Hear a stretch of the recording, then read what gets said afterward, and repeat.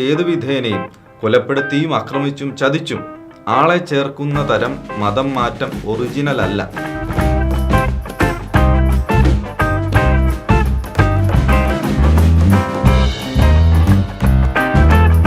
നമസ്കാരം.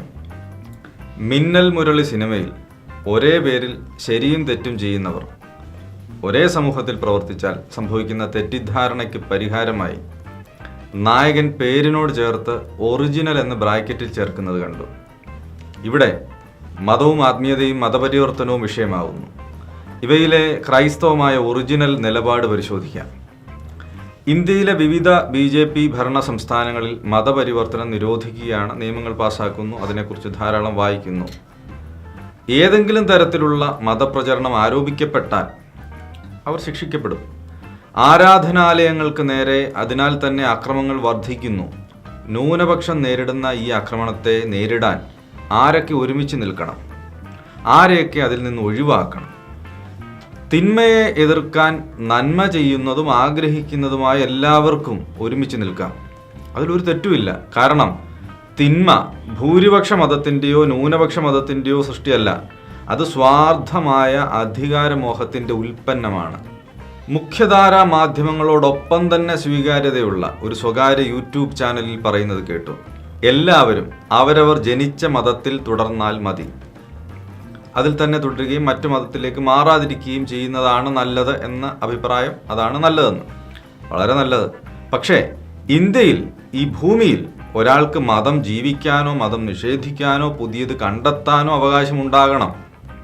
അതിനെ തടയുന്നത് മനുഷ്യ സ്വാതന്ത്ര്യത്തിൻ്റെ മേലുള്ള അപകടകരമായ കടന്നുകയറ്റമാണ്, ഭീകരതയാണ്.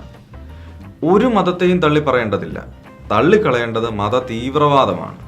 മറ്റു മതങ്ങളെ ബഹുമാനിക്കാനുള്ള കഴിവ് പരിഷ്കൃതവും ആധുനികവുമായ ഏതു സമൂഹത്തിനും ഉണ്ടാകണം.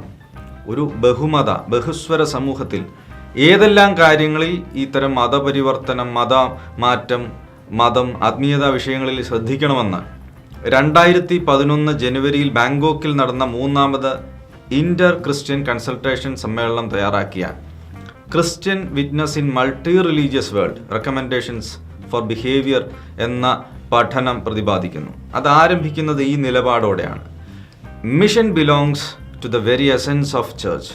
സഭയുടെ അടിസ്ഥാന സ്വത്വമാണ് പ്രേക്ഷിത പ്രവർത്തനം. ദൈവവചനം പ്രഘോഷിക്കുകയും അതിന് ലോകത്തിൽ സാക്ഷ്യം നൽകുകയും ചെയ്യുക ഒരു ക്രൈസ്തവന്റെ അടിസ്ഥാന ധർമ്മം. എല്ലാ മനുഷ്യരോടുമുള്ള പൂർണ്ണ ബഹുമാനത്തോടും സ്നേഹത്തോടും ഇത് നിർവഹിക്കണമെന്ന് അവർ കൂട്ടിച്ചേർക്കുന്നു. ഏതുതരം പ്രവർത്തനങ്ങളുടെ പേരിലാണ് ഇന്ത്യയിൽ ഇപ്പോൾ ക്രൈസ്തവ പീഡനം വർദ്ധിക്കുന്നതെന്ന് നാം പഠിക്കണം. ചൈനയും ഉത്തര കൊറിയ, പാകിസ്ഥാൻ, സൗദി അറേബ്യ തുടങ്ങിയ രാജ്യങ്ങളിലെ ന്യൂനപക്ഷ പീഡനത്തിന് തുല്യമാണ് ഇന്ത്യയിൽ ന്യൂനപക്ഷ പീഡനത്തിൻ്റെ നിരക്കെന്ന് 2020 റിപ്പോർട്ടിൽ ഒരു US ഏജൻസി വ്യക്തമാക്കുന്നു. ഇവിടുത്തെ കണക്കുകൾ പരിശോധിച്ചാൽ ഉത്തർപ്രദേശിൽ മാത്രം 99 കേസുകൾ ക്രൈസ്തവ പീഡനത്തിൻ്റെ, ഛത്തീസ്ഗഡിൽ 89. ഈ വർഷം രാജ്യത്ത് 478 കേസുകൾ രജിസ്റ്റർ ചെയ്യപ്പെട്ടു എന്നാണ് ഇവാഞ്ചലിക്കൽ ഫെലോഷിപ്പ് ഓഫ് ഇന്ത്യയുടെ പഠന റിപ്പോർട്ട്. ഡിസംബർ 30 ദ ഹിന്ദു പത്രത്തിൻ്റെ എഡിറ്റോറിയൽ പേജിൽ ഡിസംബർ 17 മുതൽ 19 വരെ ഹരിദ്വാറിൽ നടന്ന വെറുപ്പിൻ്റെ മതതീവ്രവാദ സമ്മേളനത്തെക്കുറിച്ച് ഭയത്തോടെ വസുന്ധര എഴുതുന്നുണ്ട്. മതേതരത്വത്തിൻ്റെ ഭാരതീയ വ്യാഖ്യാനം നമുക്കെല്ലാം അറിയാം. അത് മതനിഷേധമല്ല, എല്ലാ മതങ്ങളോടുമുള്ള തുല്യ പരിഗണനയാണ്. വിശ്വസിക്കാനും വിശ്വസിക്കാതിരിക്കാനും വിശ്വാസം പരിശോധിക്കാനും പുനർമൂല്യനിർണ്ണയം ചെയ്യാനുമുള്ള അവകാശവും സ്വാതന്ത്ര്യവും ഭാരതത്തിലെ ജനാധിപത്യ വ്യവസ്ഥ ഓരോ പൗരനും ഉറപ്പ് നൽകുന്നു. ഒരു ബഹുസ്വര സമൂഹത്തിൽ ഏതെല്ലാം കാര്യങ്ങൾ ശ്രദ്ധിക്കണമെന്ന് ഈ 3ാമത് ഇന്റർ ക്രിസ്ത്യൻ കൺസൾട്ടേഷൻ പ്രസ്താവിക്കുന്നുണ്ട്. നമുക്കത് പരിശോധിക്കാം. ഏറ്റവും ആദ്യം 1, ദൈവസ്നേഹത്തിൽ പ്രവർത്തിക്കുക എന്ന് പറഞ്ഞാൽ ദൈവമാണ് സ്നേഹത്തിൻ്റെ സ്രോതസ് എന്നർത്ഥം. 2, ക്രിസ്തുവിനെ അനുകരിക്കുക. ക്രിസ്തുവിൻ്റെ രക്ഷാകരമായ സഹനവും ജീവിതത്തിൽ നിലനിർത്തിയ കരുണയും സ്നേഹവും നിറഞ്ഞ പ്രവർത്തനങ്ങളും നമ്മൾ അനുകരിക്കണം. 3, ക്രൈസ്തവ പുണ്യങ്ങൾ അനുശീലിക്കുക. അതിലും വിശദാംശങ്ങളുടെ ആവശ്യമില്ല. 4, നീതിയിലും സ്നേഹത്തിലും ഉറച്ച സേവനങ്ങൾ. ഇതിൽ വിദ്യാഭ്യാസം, ആതുര സേവനം, നീതി പ്രവർത്തനം, പൊതു ഇടങ്ങളിലെ പ്രതിരോധം തുടങ്ങിയ മനുഷ്യ സ്വാതന്ത്ര്യത്തിൻ്റെയും നീതിയുടെയും പക്ഷത്ത് നിലയുറപ്പിക്കുന്ന എല്ലാ പ്രവർത്തനങ്ങളും ഉൾപ്പെടും. സൗഖ്യ ശുശ്രൂഷയിൽ പുലർത്തേണ്ട വിവേചന ബുദ്ധി, അതാണ് 5ാമത്. മനുഷ്യൻ്റെ ഏറ്റവും ദുർബലമായ അവസ്ഥയിൽ അവനോടൊപ്പം നിൽക്കുന്നതും സഹായിക്കുന്നതും സുവിശേഷ സാക്ഷ്യത്തിൻ്റെ ഭാഗമാണ്. 6. ഹിംസയെ തള്ളിക്കളയുക. സാമൂഹ്യവും മാനസികവുമായ എല്ലാത്തരം വയലൻസിനെയും എതിർക്കുക. വിശുദ്ധ വസ്തുക്കളോടും സ്ഥലങ്ങളോടും ആരാധനാലയങ്ങളോടുമുള്ള അതിക്രമം പാടില്ല എന്നർത്ഥം. ബഹുമത സമൂഹത്തിൽ ഇത് പാലിക്കപ്പെടുമെന്ന് ഉറപ്പാക്കേണ്ടത് ഭരണകൂടത്തിൻ്റെ മാത്രം ആവശ്യമൊന്നുമല്ല. എല്ലാ മതകേന്ദ്രങ്ങളും മനുഷ്യസ്നേഹികളും ഇത്തരം നിലപാടുകൾ സമൂഹത്തിൽ ഉയർത്തിപ്പിടിക്കണം. 7. മതവിശ്വാസത്തിനുള്ള സ്വാതന്ത്ര്യം. വ്യക്തിയുടെ അടിസ്ഥാനപരമായ മഹത്വത്തിൽ നിന്ന് ഉടലെടുക്കുന്നതാണ് ഏതു മതം വിശ്വസിക്കണം, പ്രഘോഷിക്കണം, പ്രചരിപ്പിക്കണം എന്നുള്ളത്. ദൈവസാദൃശ്യത്തിൽ സൃഷ്ടിക്കപ്പെട്ട മനുഷ്യനിൽ അടിസ്ഥാനമാക്കിയാണ് ഈ സ്വാതന്ത്ര്യത്തെ വിശദമാക്കുന്നത്, മനസ്സിലാക്കുന്നത്. 8. പരസ്പര ഐക്യവും ബഹുമാനവും. 9. എല്ലാ ജനതയോടുമുള്ള ആദരവ്. സംസ്കാരങ്ങളെ സമ്പന്നമാക്കുന്നതും തിരുത്തലുകൾ ആവശ്യമായിടത്ത് അത് നിർവഹിക്കാൻ കഴിയുന്നതുമാണ് സുവിശേഷം. ഇതെങ്ങനെ? ഇത് എന്തടിസ്ഥാനം? ഇതെന്താണ് ഇതിൻ്റെ അടിസ്ഥാനം? ക്രിസ്തുവിൽ എല്ലാവരും ബഹുമാനം അർഹിക്കുന്നവരും തുല്യരുമാണ്. ആദിവാസി ജനതയെ കോർപ്പറേറ്റുകളുടെ കൂടിയ മനുഷ്യത്വ അധികാരാവകാശങ്ങൾക്ക് വേണ്ടി തകർക്കുന്നതിനെ എതിർക്കുന്നത് ഇത്തരം സാംസ്കാരികമായ തിരുത്തലാണ്. അയാളെ അർബൻ നക്സൽ എന്ന് വിളിക്കുന്നത് ശുദ്ധ അഹന്തയാണ്. കറുത്തവനും ദളിതനും ആദിവാസിയും ജാതിയുടെയും മതനിയമത്തിൻ്റെയും പേരിൽ സമൂഹത്തിൻ്റെ മുഖ്യധാരയിൽ നിന്ദിക്കപ്പെടുന്നതും ചവിട്ടിമെതിക്കപ്പെടുന്നതും തിരുത്തൽ ആവശ്യമായ ഇടമാണ്. കുഷ്ഠരോഗിയും അനാഥനെയും നെഞ്ചോട് ചേർക്കുന്നതും അത്തരം പ്രവർത്തനങ്ങൾ ഇന്നും നിരന്തരം തുടരുന്നതും ആത്മീയ കർമ്മമാണ്. ക്രിസ്തുവിൻ്റെ വഴിയാണത്. അവരിൽ ആരും തൊട്ടടുത്ത ഇടവക പള്ളിയിലെ രജിസ്റ്ററിൽ പേര് ചേർത്തിട്ട് വന്നവരായിരുന്നില്ല, പിന്നീടും അങ്ങനെ ചെയ്തിട്ടില്ല.